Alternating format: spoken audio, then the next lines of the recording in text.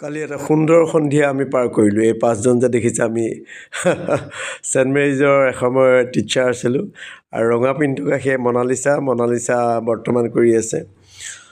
কালি মনালিছা ঘৰত আমি বিহু খাবলৈ গৈছিলোঁ।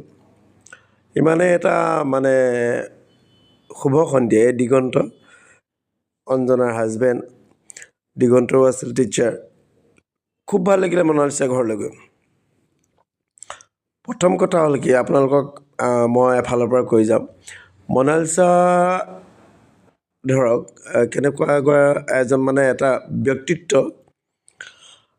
মাটিতো বহি খাব পাৰে, ডাইনিং টেবুলতো বহি খাব পাৰে। মানে যদি আপুনি কয় মডাৰ্ণাইজেশ্যন, আধুনিকতা কি, আমি সৰ্বসাধাৰণতে আধুনিকতা বুলিলে আমি কি বুজোঁ? মানুহৰ সাজ পোছাক একদম প্ৰথমতে আহে, সাজ পোছাক বা সাজ সজ্জা তেনেকুৱা ধৰণৰ। কিন্তু প্ৰকৃততে আধুনিকতা কি হয় জানে নাই? আপোনাৰ ব্যক্তিত্বত প্ৰকাশ পায়, আৰু সেই ব্যক্তিত্বৰ অধিকাৰী হ'ল মনালিছা। আপুনি মনালিছাক ৱেষ্টাৰ্ণ ড্ৰেছত যদি দেখে আপুনি ভাবিব যে মানুহজনীয়ে কাম বন নকৰে নেকি, কেনেকুৱা।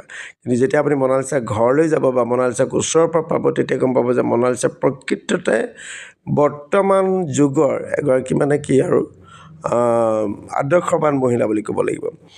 কাৰণ যিদৰে মনালিছাই ঘৰখন আৱৰি ৰাখিছে বা ঘৰখন মেইনটেইন কৰে, নিজৰ স্বামী, নিজৰ দুটাকে ল'ৰা, নিজৰ শাহু, গোটেইখিনি সোমোৱাৰ লগে লগে আপোনাৰ ভাল লাগিব।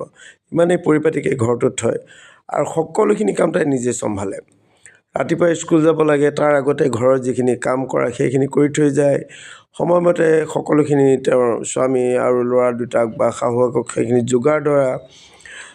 স্কুলৰ ডিউটি আছে, আপোনালোকে জানে যে কনভেণ্টত কিমান এটা আমাৰ মানে টাফ আৰু ডিউটিটো। গতিকে সেইখিনি কৰা মেলা বা বাহিৰৰ সামাজিক যিবোৰ কাম সেইবোৰত তাই অনুষ্ঠানত থকা, আৰু আহি আকৌ ধৰক ক্লাছ থাকে, সিমানখিনি কৰিও মানে ইমান ধুনীয়াকৈ মানে থাকে নহয়। সেই গতিকে আপোনাক কৈছোঁ, সেই হালধীয়া পিন্ধি আছে যে সেয়া অঞ্জনা, দিগন্তৰ পত্নী। আমি একেলগে কৰিছিলোঁ। অঞ্জনাও বেলেগ ধৰণৰ এগৰাকী ছোৱালী। আপোনাক ক'লোঁ নহয়, নিজকে পৰিৱেশত খাপ খুৱাই ল'ব পাৰে।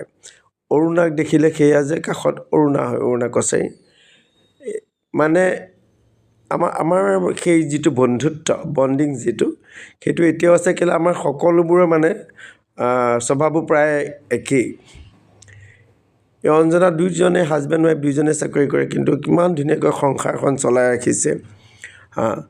গতিকে সেইকাৰণে আচলতে আমাৰ মতবোৰ মিলে। আৰু আমি আজিলৈকে চাকৰি মই এৰা এতিয়া 20 বছৰৰ ওপৰত হৈ গ'ল, স্কুলৰ মানে কনভেণ্টৰ এৰা। কিন্তু আমি গোটেইখিনিয়ে আমি চাৰিজনে মানে ইজনে ইজনৰ লগত ইমান সহজ অনুভৱ কৰোঁ, আৰু কথা বতৰাবোৰ আমাৰ কোনো তাৰমানে কি ইয়াত কৃত্ৰিমতা নাই, একেবাৰে সহজ সৰল আমিবোৰ। আমি এই চাৰিটা কথা কৈছোঁ, দিগন্তক মিলাই পাঁচটা। আমাৰ মানে আমি দিগন্ততকৈ আগতে মই ইহঁতক পাইছিলোঁ। গতিকে মানে খুব, আৰু ইহঁতি যথেষ্ট সন্মান কৰে। কালি দিগন্তৰ লগত ইমান ধুনীয়াকৈ কথা পাতি ইমানেই ভাল লাগিলে। মানে ধৰক সময়ত এতিয়া লাহে লাহে পৰিস্থিতিত খাপ খাইছে বা এতিয়া গৃহস্থালী বা সেই সকলোবোৰ মানে কালি দিগন্তৰ লগত কথা পাতি গম পালোঁ যে দিগন্ত এতিয়া যথেষ্ট আগৰ সেই দিগন্ত নহয়। ইমানেই কথাবোৰত গভীৰতা। খুব ভাল লাগিল। আমাক ইমান ধুনীয়াকৈ বনাই খোৱালে, আৰু মনালিছাই কি কয় ইমান ব্যস্ততাৰ মাজত। তাৰ আগতে তাই সৰু ল'ৰা গোটেই এগালমান পাৰ্টি সেইসোপাটো আছে।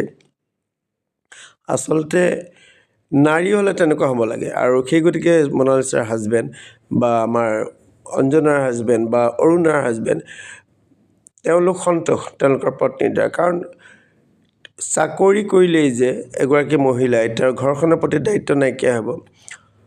চাকৰি কৰা মহিলাক সদায় তেওঁৰ স্বামীয়ে কোঅপাৰেট কৰে, কিন্তু কিছু কিছু মহিলা তেনেকুৱা আছে, কি হয়, এডভান্টেজ লয়, হয়নে? কিন্তু মহিলাগৰাকীয়ে চাকৰি কৰিলেও পাহৰি যাব নালাগে যে তেওঁ এগৰাকী গৃহিণী।